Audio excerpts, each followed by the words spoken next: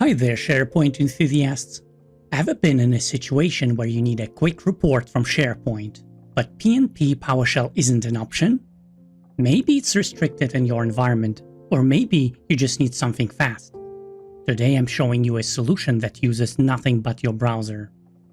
Navigate to your SharePoint site, hit F12 for Developer Tools, go to the Console tab, type Allow Pasting, and press Enter.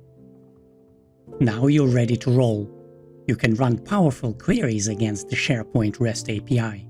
Let me show you a few practical examples.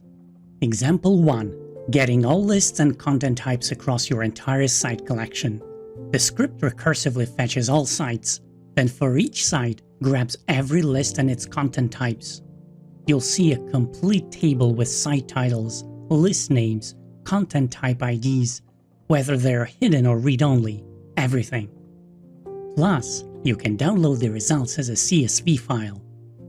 Perfect for documentation and audits. Example 2. Inspecting columns for any list. This script creates a drop-down menu with all your lists on the current site. Select one and instantly see all its fields along with its names, internal names, field types, descriptions, and groups. It automatically filters out those annoying system fields like field leaf ref and compliance tag, showing you just the columns that matter. Again, one-click CSV export included. Example 3. Mapping your entire site collection structure.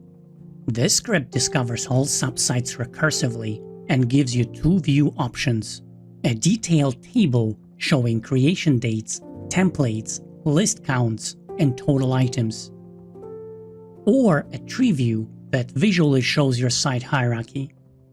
You can expand and collapse branches, see which sites have unique permissions, and click direct links to site contents or usage metrics. It's so easy, there's no installations or setup required. It works in restricted environments where extensions are blocked.